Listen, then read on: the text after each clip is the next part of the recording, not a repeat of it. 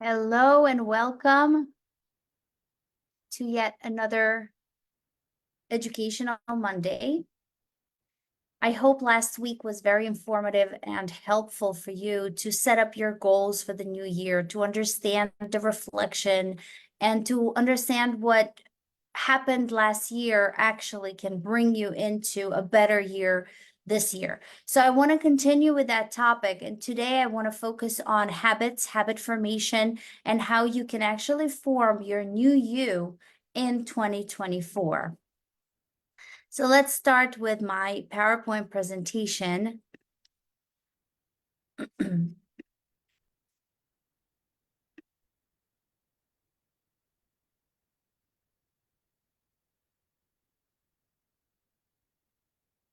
Understanding habits, new habits for new you.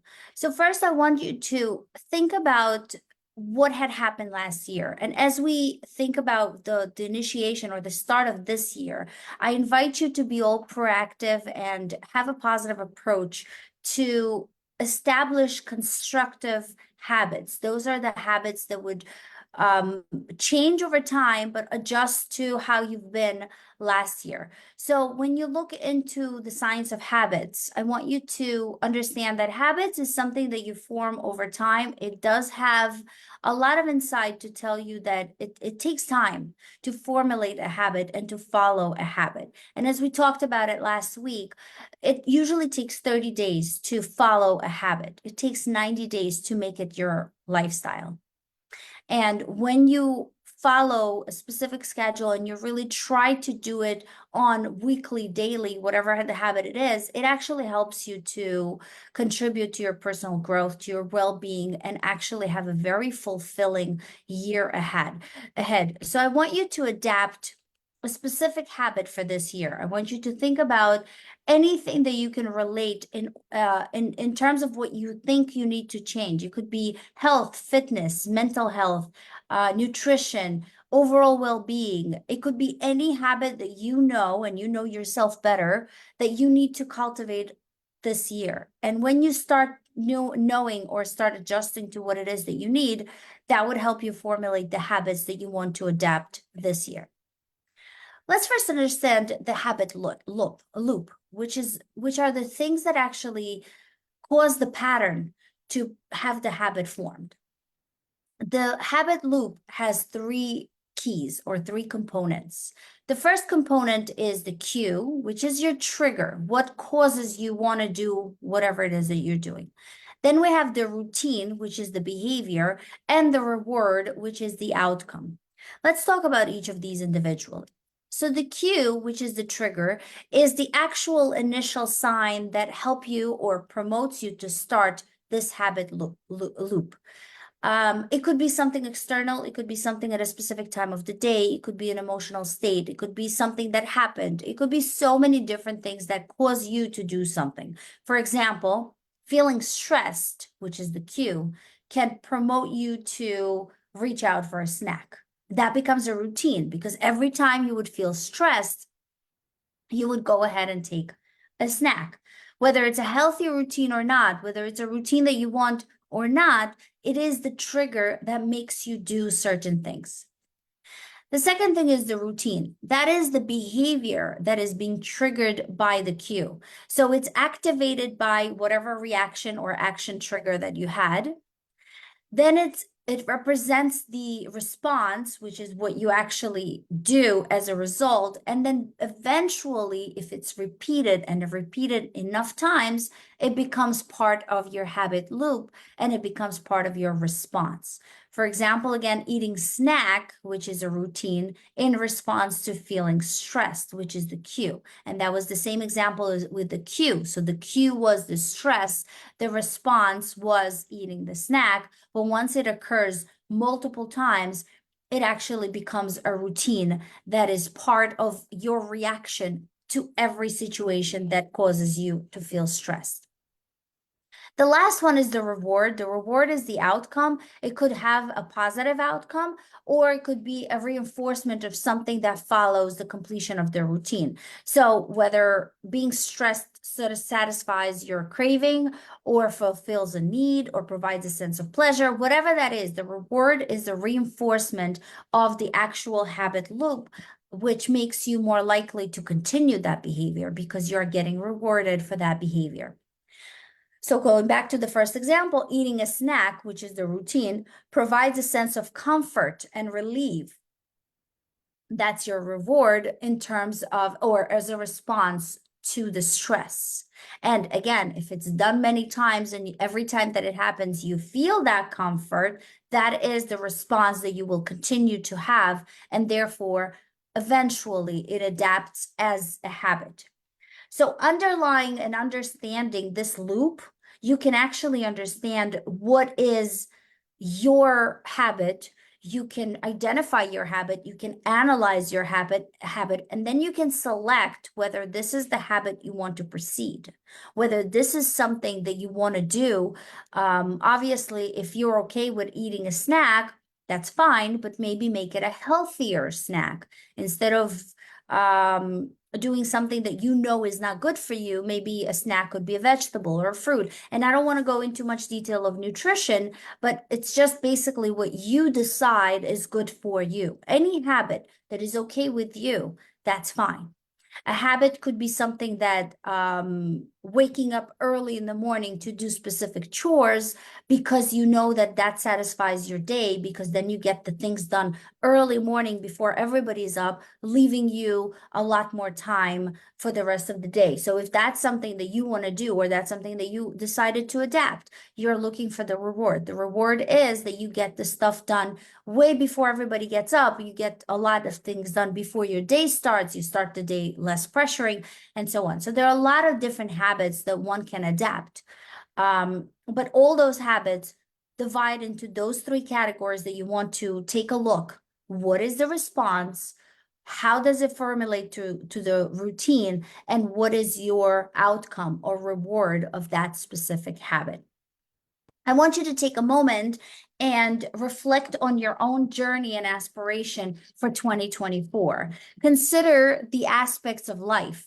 And as you do that, I want you to think about what you envision and what you would like to change. What are some goals that resonate with you? It's very important to set up a goal. Goal can be set up as monthly goal, quarterly goal, yearly goal, and usually either 3 or 5 year goal. And when you do that, you're choosing the habits that correspond to the goal or guide you in terms of the goal that you want to go for. So small changes actually lead to a lot of positive effect. And we'll talk about the small changes and how you can cultivate them. But let's try to talk about the concept of keystone habit. The keystone habit, these are small habits that have such a powerful outcome, because as you pile up on those small habits, they become part of your life, and they can actually unlock the door to positive transformation in so many different areas in your life. A single keystone is really can really support a whole structure of habits. There are certain habits that can have a potential to create a ripple effect, which triggers other positive habits in different aspects. So I want you to really reflect, and that's what we spent time on last week. I wanted you to reflect and consider your personal aspiration. Just think, what is it last year that you achieved or haven't achieved but want to achieve this year? I want you to also think about adapting a habit. Let's say somebody wants to adapt a habit of having regular exercise, and you might think that it focuses on your health, but actually it's not just your health that you're focusing on by doing the daily exercise. It often has a lot of other influences. It improves your physical well-being. It actually might lead to increase of energy, better sleep, enhancing mood, even highlight productivity. If somebody has this physical exercise in the morning, you basically boost your energy in the morning, and then you can be so much more active throughout the day. Because those keystone habits act as a catalyst. They set off a chain reaction for positive outcomes. So I want you to explore those habit choices today and consider the positivity of identifying your own keystone habits. Everybody has their own keystone habits, things they want to change. But those small changes can really initiate a positive effect in your life. These habits, even though they seem to be modest, have a very big potential of becoming powerful agents of transformation. So open the possibility for yourself. Allow yourself to think, what is it that you want to change in 2024? I want to start with underlining or actually thinking of how we form these keystone habits. First, like I mentioned, is the reflection. Consider your goals. Think about the areas that you want to improve this upcoming year. And everyone should have the areas that they want to improve, whether it's health, whether it's weight loss, or weight gain. Everybody has different aspirations. Professional growth, personal growth, business, financial growth. All of these are goals, and we'll talk about how you set the goals later in this presentation. Then we have some keystone habits. And keystone habits, these are small habits that impact the changes. Like I said, they trigger positive transformation of something else. So let's say your goal this year is to maintain a healthy weight of whatever that weight is. And you say, I want to start going to the gym 3 times a week. But then you realize that going to the gym, although it is very good and it's very healthy, it would trigger another important habit, and that's probably eating healthy, eliminating certain foods, eliminating certain or adding certain things to your diet, eating more vegetables, eating more fruits, eliminating some dairy, or whatever it is that you want to focus on the diet. That provides an additional habit that you would need to form. And then you realize, okay, so now that you added the food, diet, and nutrition, oh, maybe you also have to add hydration. And once you had that, maybe there is something else that needs to be added. It really does create this cascade effect of different habits that interlock each other and very important to each other. Let's try to give some examples of those habits I was talking about. So health is one that everybody is very concerned with. We all want to be healthy. We will all want to contribute to our health as much as we can. So let's try to think about habit 1. I'm providing you a couple of examples of habits. Habit 1 is daily exercise. What could be the potential benefit for that? When you daily exercise, you improve your physical fitness. You also increase your energy level and you enhance your mood. So by doing that daily exercise, your potential benefits are having all of the above that you saw. But would that be enough? Then you start thinking, like I said, mindful eating. Potential benefit from that. So now you have better digestion. You have weight management. You increase awareness of nutrition choices. That could actually trigger another one. Like I mentioned, staying hydrated. What are some benefits for staying hydrated? Improving overall health, enhancing skin complexion, increasing energy. So you can see how doing one habit, especially in the realm of health, can increase drive into another habit that is very important and can be part of the initial habit you are forming. How about productivity? Let's say you decided that you want to increase the habit of being more productive. I did talk about time blocking before, but feel free to go back to my YouTube channel and find the productivity. There are actually 2 lives that were shown, one on how you manage your time and another one on how to not procrastinate. So time blocking is a very good technique to actually block your time for specific tasks.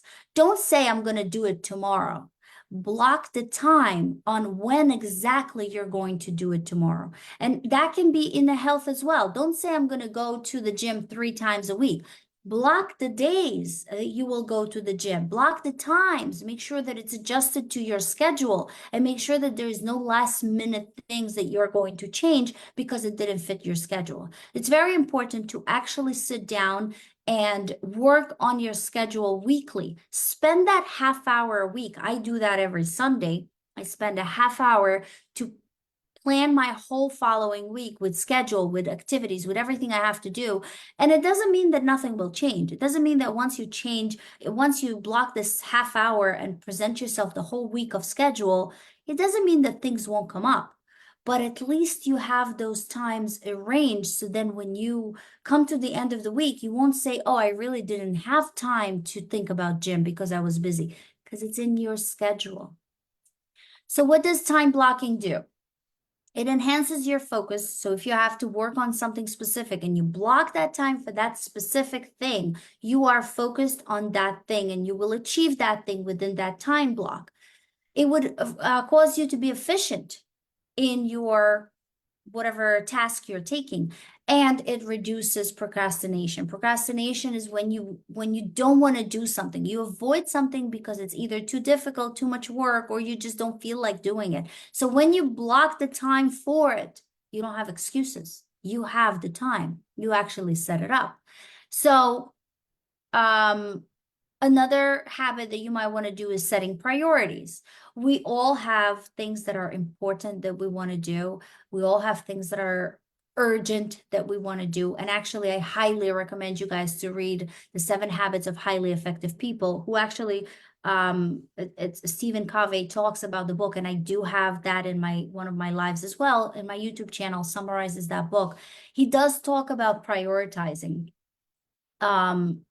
People that are efficient or highly effective, as he calls them, don't do urgent tasks or usually don't focus on urgent tasks. They do something that is important, not necessarily urgent, because important things, if they're done correctly and they're done in a timely manner, can be avoided being urgent later. So by prioritizing and making sure that you're doing the activities that are important for that specific time, day, whatever you set it up as, then you avoid yourself having emergencies later.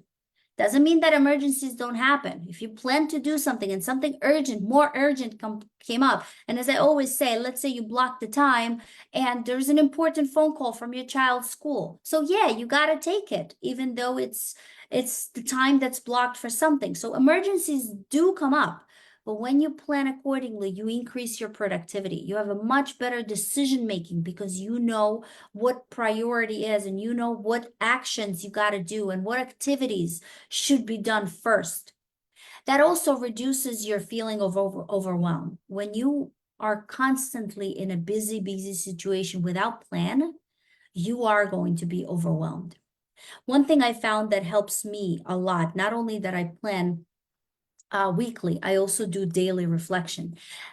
Daily reflection in a journal. If you have a journal, I highly recommend to have a journal. I will work on one live or one workshop that I can teach you on how you actually keep a journal. It's very, very important and significant to be able to reflect back on things you wrote.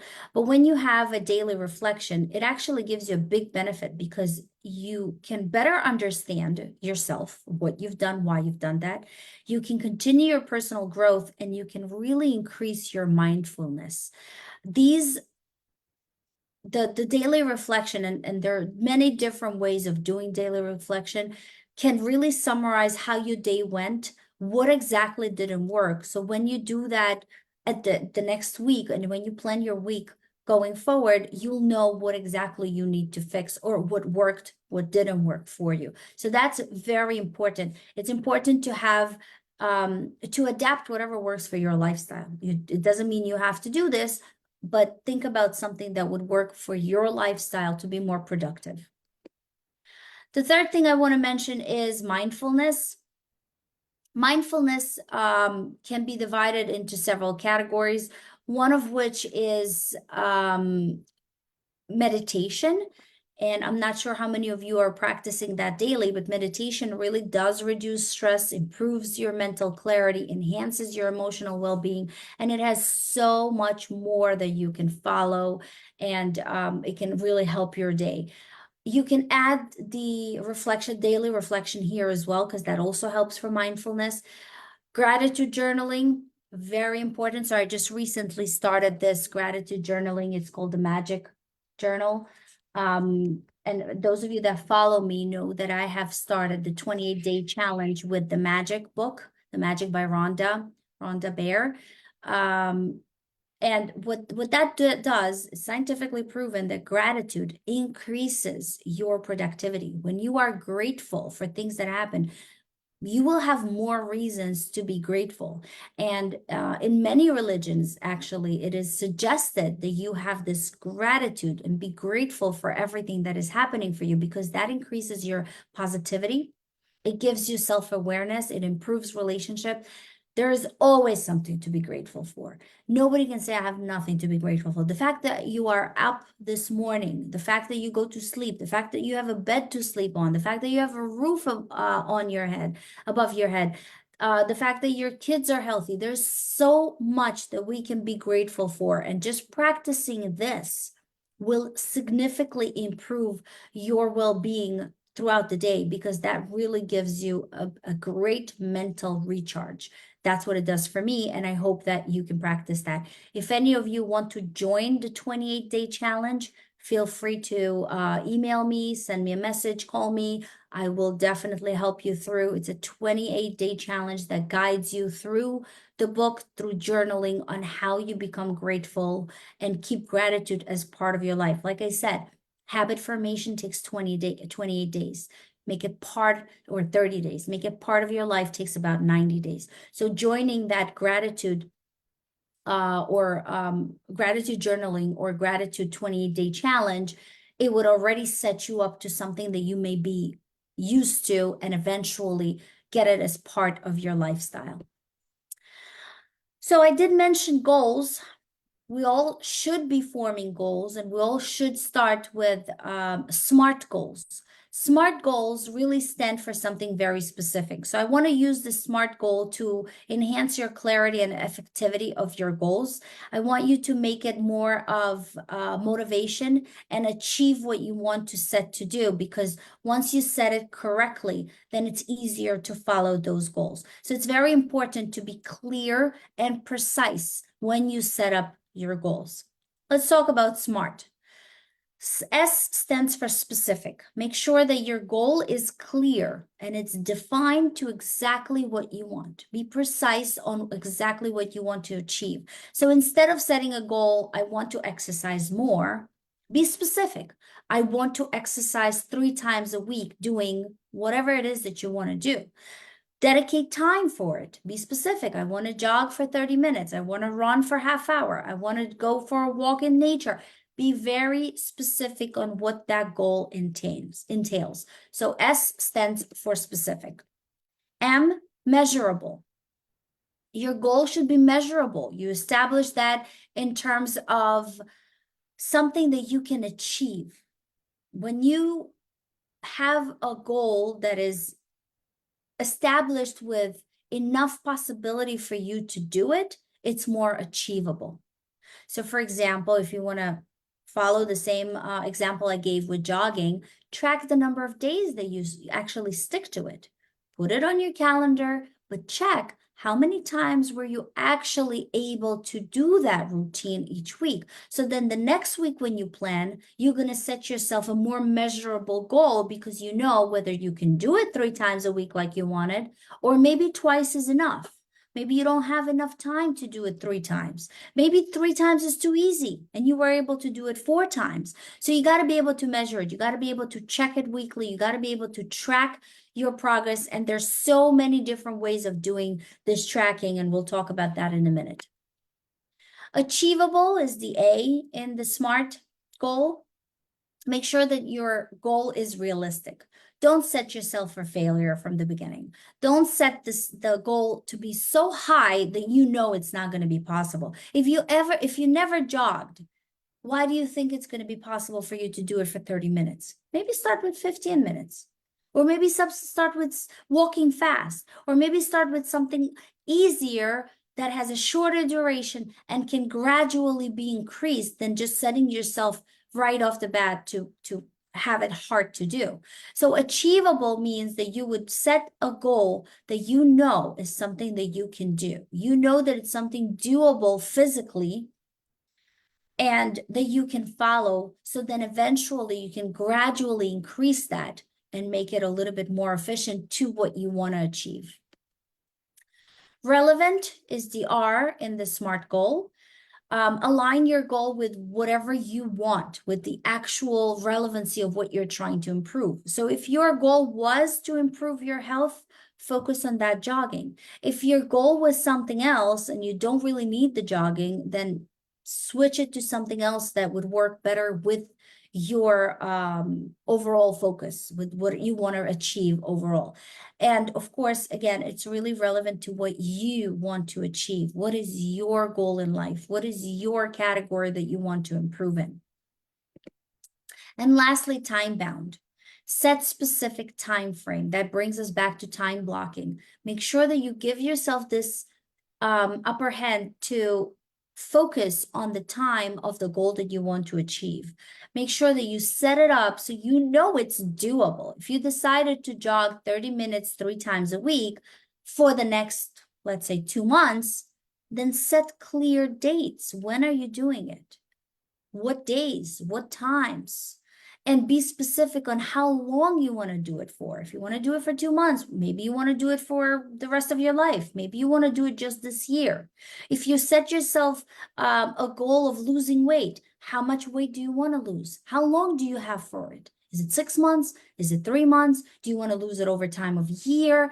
What is it that you want to do? If you set yourself up for reading a book or reading a book, several books a year, set yourself to a goal. How many books a year do you want to read? Do you want to read 1 book a month? Do you want to read 2 books a week? What is the goal? But set it up in a way that you can actually achieve it. Don't make it too hard for yourself, and know that you know yourself better and you know what you can or cannot follow. So following SMART goals is really the key of having effective goals and set them up to succeed. As I mentioned before, habits are built gradually. Nothing happens fast. So the key strategy is really to start it very, very slowly and gradually increase. So first, start small. Like I mentioned before, if your task is to jog, maybe not 30 minutes, maybe 15 minutes at first, 3 times a week, or 15 minutes 5 times a week, whatever works for you, but make it small increments. So begin with manageable small steps. Instead of committing to an hour exercise a day, start with 15 minutes a day and increases gradually. Especially because when we set habits of things we've never done before, it's so hard to do it daily. So if you set it up slowly and you fix it to your schedule slowly and add more and more time to whatever task you're doing, you are setting yourself to a better success than just bombarding yourself with a very high goal. Focus on consistency. Consistency is really the key. It's so much more important than the intensity. It's not enough if you do 2 hours exercise today, but then you don't do anything for the rest of the week. The fact that you did 2 hours today doesn't compensate for the rest of the week. So intensity doesn't really always do good. It's better to do 20 minutes every day than doing those 2 hours in one specific day, because you really want to have it more effective and you want to have those habits build up slowly. One habit at a time. Don't overwhelm yourself with 5 habits right away. If you know you want to focus on health, start with that. Then once you establish that habit and once you're already firm and you know that it works for you, let's say, again, going back to the jogging example, if you already established that you're okay jogging for 30 minutes a day, 3 times a week, and you're good with that, and you were able to follow this for the next week, for the next 2 weeks, add another habit, whatever that habit might be, reading a book, I don't know, joining a personal growth class, whatever it is that you want to work on. learn on finances, learn on trading, whatever it is that you want to include in your habit can be added gradually, one habit at a time. Very important to celebrate the small wins. A lot of us forget that those small victories are victories as well. So really celebrate that. If you were able to complete a week with that consistency of exercise, that's a milestone. And that milestone has to be celebrated. Treat yourself with something special when you reach a significant milestone. Because once you do that, there is some kind of a good feeling about it because you achieved what you wanted to achieve, and now you are grateful for it, or at least you show yourself how well you accomplished, and you treat yourself with that something special. And that something special could really be something small. It doesn't have to be going to the store and buying yourself jewelry. It could just be treating yourself with something that you wanted. I don't know, maybe some ice cream. You wanted to eat ice cream once you reach a specific milestone. Go ahead and do that. Don't be harsh on yourself. Give yourself some grace. Gradual progression. Gradual progression is so important because that's how habits become constant. So learn a new skill every day. Start with some basic exercise before you move on to more advanced techniques. Do those gradually, slowly. Increase your knowledge little by little. Build on success, build on the habits by gradually adding more complex habits. So if jogging worked well, now add your diet to it. Diet works well, add something else that would have help you with that. So if the example I have here, if you successfully incorporated daily walks, consider adding short intervals of jogging over time. And then when that works, add something else. Make sure that the habit is first formulated. Make sure you're consistent on one habit before you build on another. Accountability is really important. So how do we become accountable? Accountability is when you either have a group that supports you and you all have the same thing, or if you're strong enough to do it yourself, it is what helps you to keep the habit. Okay, so it provides your support and motivation. There are so many different ways of doing it. Accountability could be with a coach, a life coach, a health coach if you need that, an educational coach, anything that you have to kind of feel you accountable for what you're doing. You can join a group that has this goal of doing it. So one of the groups I run is the book club, and I have several book clubs running every month. That is not just a book club that we read, it's accountability. You have a goal, a set goal. So today we have a book club meeting. You have a goal to finish X amount of pages before the meeting. You have a goal to do certain things. And how many of us just say, I'm going to read this book, and then that book lays on the shelf and you don't feel like doing it, or you don't do it as often, and you just grab it whenever you feel. So a book takes you 6 months. And how many of us just read the book and then leave it on the shelf and we never imply what we've learned? That's where accountability comes. So in the book club, and please feel free to register, write down information, email me if you are interested. You just basically set yourself a specific goal, read X amount of pages, meet with specific people that have the same ideas, that read the same book, they want to go over the same thing. That is accountability. Accountability is when you track your habit, when you participate and what you committed. You committed to read the book, you committed to run to the gym. So even with the gym, I can give you that example. You can have a coach in the gym. What happens if we just have a class that we go to? Or what happens if we decide to go to the gym and then the weather is not that great? We're just not going to go. But if you know you hired a coach and the coach is waiting for you there, and if you don't show up, whether you're there or not, you still have to pay him because the person is waiting for you. You will pick yourself up, dress up, and go to the gym. That's what accountability does. Accountability gives you that responsibility of doing things because you know somebody else or something else is relying on what you're doing. Very important. And if you have any issues or want more help on accountability, please feel free to reach out. Accountability partners. Some people have other people they work with. That could be friends. It doesn't have to be someone you hire. My 28-day magic challenge, I do with my friends. We are helping each other. We're meeting specific times. We're talking about what we did. We're writing down our journals. That's accountability partners. You share your similar goals. You're basically helping each other. And that could be for the gym. Find yourself someone who has similar goals. So find yourself someone who wants to lose weight or wants to become healthier or wants to make it as a pattern for attending the gym or doing specific exercises, and be partners on that. So then you know that you will be on top of it for each other and always go and do things because you promised each other to do it. Regular check-ins always emphasize what you progressed. Okay, so assess your progress, see what helps, what works for you. If something doesn't work for you, and let's say you did a habit of jogging and you really don't enjoy that, or it's really not something that you want to do, change it.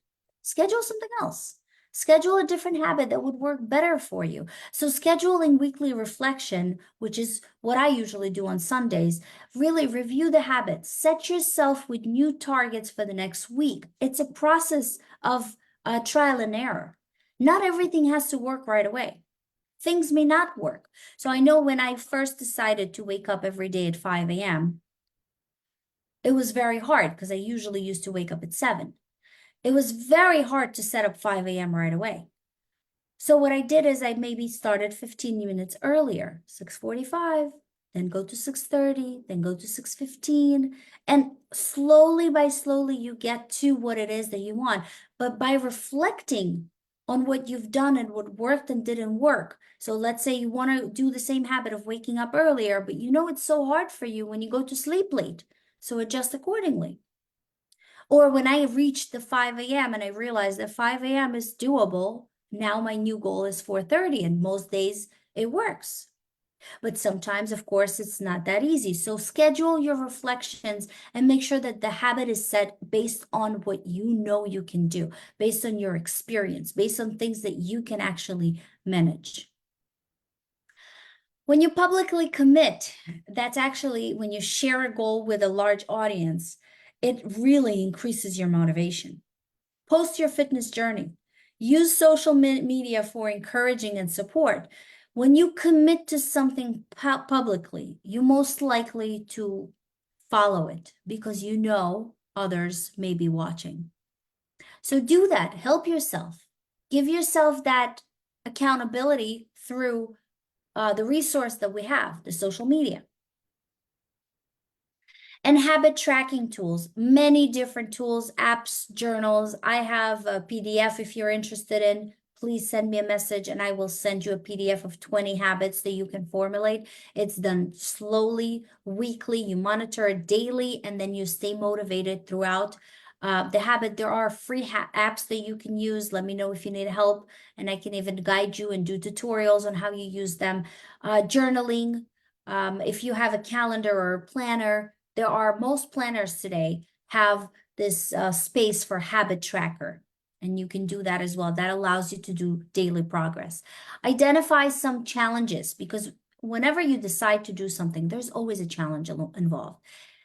One of the biggest challenge is lack of motivation. You just don't feel like doing it, or you don't have the time for it, or you have something unexpected that came up.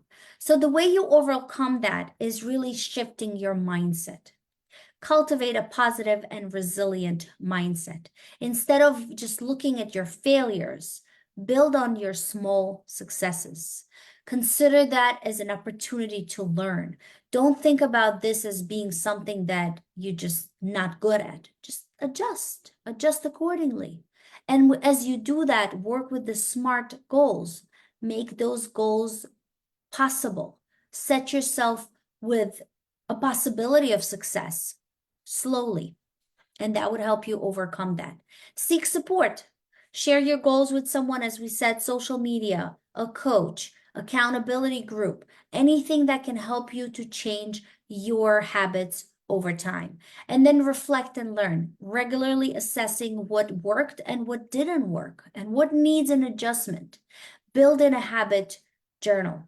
Journaling can go a long way. And like I said before, I will make one live for us to just go over journaling. So build those habits slowly, and that would really build on your journey of success. So we covered a lot about goals today, and I am really looking forward to hear from you guys. If there's anything that I can be helpful with, please feel free to reach out to me. If there's anything that you want guidance in, you don't know how to start, there's certain goals, there's things that you want to do. Please feel free to email me, send me a message, call me, or reach out to me in any way, Facebook, outside of Facebook, because this is really important. The beginning of the year is just starting. January is still here, and you still have enough time to set yourself up for a great year, successful year. And throughout the next couple of weeks, next week and the following week, I will continue to encourage you to do that. Next week, we'll work on something very special as well. And then finally, the last week of January, we're going to work on the vision board. I will guide you through how you do your vision board to plan the best year yet. Until our educational journey crosses again, always remember the learning is a gateway to a bright future. It was great having you guys. Looking forward to see you again next week. Bye bye.